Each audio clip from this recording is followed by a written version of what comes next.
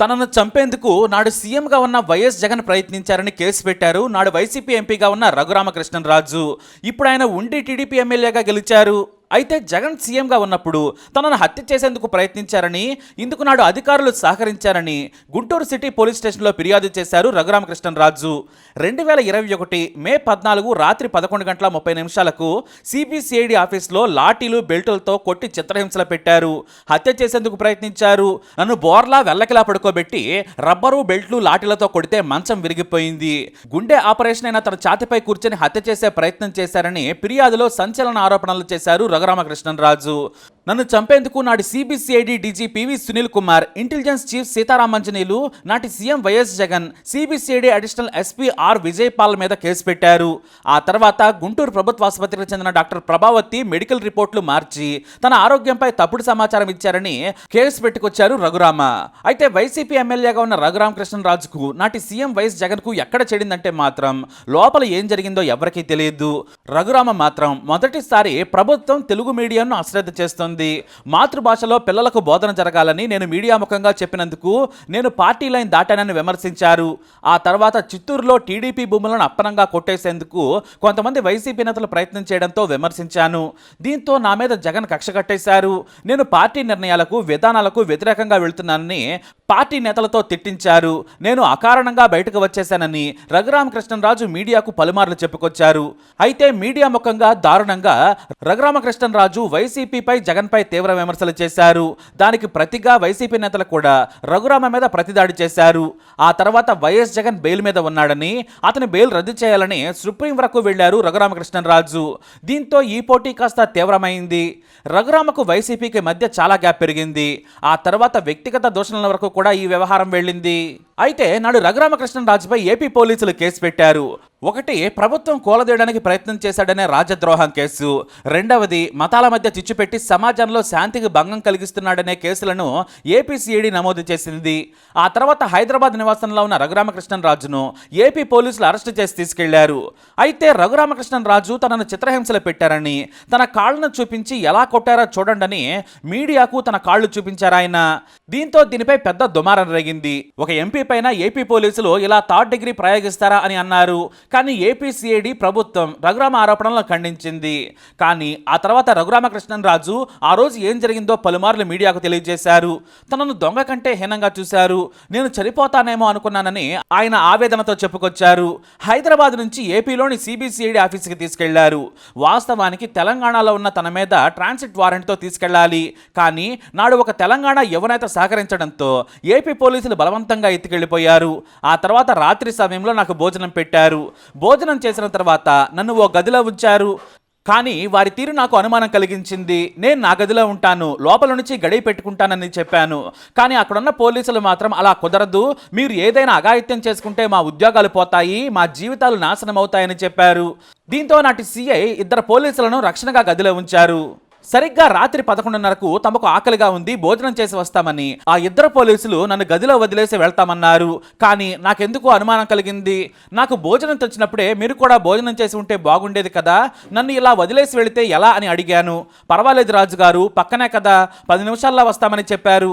కానీ వాళ్ళు అలా వెళ్ళగానే 5 వ్యక్తులు మొహానికి ముసుగులు వేసుకొని వచ్చారు. లైట్లు ఆర్పేశారు. ఇద్దరు నా కాళ్ళను కట్టేశారు. రబ్బర్ బెల్టులు లాఠీలతో ఒకరి తర్వాత ఒకరు కొట్టారు. ఆ తర్వాత మళ్ళీ నడిపించారు. ఈసారి వెళ్ళకలా పడుకోబెట్టి కొట్టారు. ఇద్దరు చేతులు పట్టుకుంటే ఇద్దరు కొట్టడం మొదలు పెట్టారు. మూడో వ్యక్తి కూడా మధ్యలో కొట్టాడు. మళ్ళీ నడిపించి చూశారు. నాకు కాళ్ళు నొప్పి పెడుతూ ఉండడంతో నడవలేకపోయాను. కాసేపటికి ఓ వ్యక్తి నా ఛాతి మీద కూర్చొని ఊపిరాడకుండా చేశాడు. ఇక నేను చనిపోయానని అనుకున్నాను. ఎందుకంటే అప్పటికి నాకు ఓపెన్ హార్ట్ సర్జరీ జరిగి 5 నెలలు కూడా కాలేదు. ఒకసారి రబ్బర్ బెల్ట్ నా ఛాతికి బలంగా తాకింది. అయితే నా ఛాతి మీద ఓ వ్యక్తి కూర్చోవడంతో నాకు ఇచ్చిన మంచం విరిగిపోయింది. ఆ తర్వాత నన్ను లాక్కెళ్ళి పక్క గదిలోని మంచంపై పడుకోబెట్టి వెళ్ళిపోయారు. ఇలా వాళ్ళు చిత్రహింసలు పెట్టి వెళ్ళిపోయిన తర్వాత ఆ ఇద్దరు పోలీసులు తీరిగ్గా వచ్చి రాజుగారు ఏమైందని డ్రామాలాడారని ఆరోపించారు ఆయన. అయితే రఘురామ మే 15, 2021 బెయిల్ కోసం ఏపీ హైకోర్టుకు వెళ్లినా కూడా తిరస్కరణకు గురైంది. సెషన్స్ కోర్టుకు వెళ్లాలని ఆదేశించింది. ఆ తర్వాత సుప్రీంకోర్టుకు వెళ్లారు రఘురామరాజు. దీంతో వైద్య పరీక్షలను హైదరాబాద్లోని మిలిటరీ హాస్పిటల్లో చేయించాలని సుప్రీం సూచించింది. మే 18న మిలిటరీ ఆసుపత్రి డాక్టర్లు సుప్రీంకోర్టుకు నివేదిక సమర్పించారు. రఘురామకృష్ణరాజుకు కొన్ని గాయాలైన మాట నిజమేనని డాక్టర్లు చెప్పారు.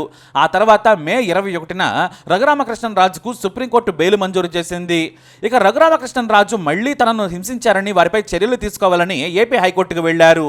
దాని మీద విచారణ చేసిన కోర్టు నాటి మంత్రి అంబటి రాంబాబు, ఎమ్మెల్సీ అప్పిరెడ్డి, ఐపీఎస్లు సునీల్ కుమార్, విజయపాల్, సునీల్ నాయకుల కాల్ డేటాను భద్రపరచాలని ఆదేశించింది. ఇక మెడికల్ రిపోర్టులను భద్రపరచాలని కూడా కోర్టు ఆదేశించింది. దీనిపై విచారణ సాగుతూ ఉంది. అయితే ఇప్పుడు ఏపీలో వైఎస్ జగన్ దారుణంగా ఓడిపోయారు. కూటమి విజయం సాధించడంతో తనను చంపడానికి ప్రయత్నించిన వారిని చట్టపరంగా శిక్షించాలని గుంటూరు సిటీ పోలీసులకు ఫిర్యాదు చేశారు రఘురామ. దీనిపై పోలీసులు కేసు నమోదు చేశారు. ఏ1గా నాటి సిఐడి డీజీ సునీల్ కుమార్, ఏ2గా నాటి ఇంటెలిజెన్స్ చీఫ్ సీతారామంజనేయులు, ఏ3గా వైఎస్ జగన్, ఏ4గా అడిషనల్ ఎస్పీ విజయపాల్, ఏ5గా గుంటూరు ప్రభుత్వ ఆసుపత్రి డాక్టర్ ప్రభావతులను చేర్చారు. ఇప్పుడు తనపై అత్యాయత్నం చేసిన వారు ఎంత పెద్దవారైనా సరే వదిలిపెట్టనని రఘురామకృష్ణరాజు హెచ్చరించారు. ఇలాంటి తప్పుడు పనులు చేయడం వల్లే జగన్ చిత్తుగా ఓడిపోయారు. నేను ఎవరిని వదిలిపెట్టను, జగన్ కూడా జైలుకు పంపుతానన్నారు. వైఎస్ జగన్ మాటలు విని తనను చంపడానికి ప్రయత్నించి చిత్రహింసలు పెట్టిన ఐపీఎస్లను కూడా కోర్టుకు ఈడుస్తానని, వారికి శిక్ష పడేలా చేస్తానని చెప్పారు. అయితే ఆ రోజున తనను చిత్రహింసలకు గురిచేసే సమయంలో మొత్తం కథ నడిపింది ఐపీఎస్ అధికారి పాలని ఆరోపించారు రఘురామ. అంతేకాదు తనను ముసుగులు వేసుకుని కొట్టిన వారి పేర్లు కూడా తెలుసు. ఇక కాపలాగా ఉన్న వారిని కూడా పోలీసులు విచారణ చేస్తారని చెప్పారు ఆయన. దీంతో ఇప్పుడు ఏపీలో దీనిపై రాజకీయ దుమారం రేగుతుంది.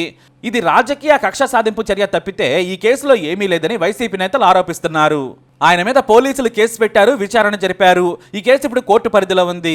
కొత్తగా మళ్ళీ ఆయన కేసు పెట్టడం కేవలం వైసీపీ నేతలను, అధికారులను ఇబ్బంది పెట్టడమేనని ఆరోపిస్తున్నారు. ఇక రఘురామకృష్ణరాజు కేసుపై మాజీ అడిషనల్ ఏజీ పొన్నవోలు సుధాకర్ రెడ్డి కూడా ఇది కక్ష సాధింపు చర్యనని కొట్టిపారేశారు. రఘురామకృష్ణరాజును మొదట కోర్టులో జడ్జి ముందు హాజరుపరిచినప్పుడు మిమ్మల్ని ఎవరు కొట్టారని అడిగితే గుర్తు తెలియని వ్యక్తులని చెప్పారు. ఆయనకు మే 16, 2021న మెడికల్ బోర్డు దగ్గర నిర్వహించిన పరీక్షల సమయంలో కూడా గుర్తు తెలియని వ్యక్తులు కొట్టారని చెప్పారు. ఇప్పుడు సీఎం కొట్టించారని ఎలా చెబుతారు? ఇక అధికారుల పేర్లు ఆయనకు ఎవరు చెప్పారని ప్రశ్నించారు ఆయన. ఇలాంటి తప్పుడు కేసులు కోర్టులో నిలబడవు, ఈ కేసుతో ఎవరికి ఏమీ కాదని, ఇదొక తప్పుడు కేసని పొన్నవోలు చెప్పుకొచ్చారు. కానీ రఘురామ మాత్రం చట్టాలను ఉల్లంఘించి తనను చిత్రహింసలకు గురి చేసిన వారిని కోర్టుకి ఇడుస్తాను, విచారణ చేస్తే అప్పుడు ఎవరేం చేశారో తెలుస్తుంది కదా, అప్పుడు ఆ ప్రభుత్వంలో ఎవరేం చేశారో తెలుసు, ఇప్పుడు విచారణ చేసి మేం కూడా తెలుస్తాం, అందరినీ బయటకు లాగుతాం, తనను కొట్టిన ముసుగు దొంగల పేర్లు కూడా తెలుసు, సమయం వచ్చినప్పుడు చెబుతానని హెచ్చరిస్తున్నారు రఘురామకృష్ణరాజు. ముసుగులు వేసుకుని వచ్చి కొడితే నాకు ఎలా తెలుస్తుంది? కానీ ప్రభుత్వ ఆఫీసులో పోలీసు భద్రతలో ఉన్న తనను బయట వారు వచ్చి కొడతారా?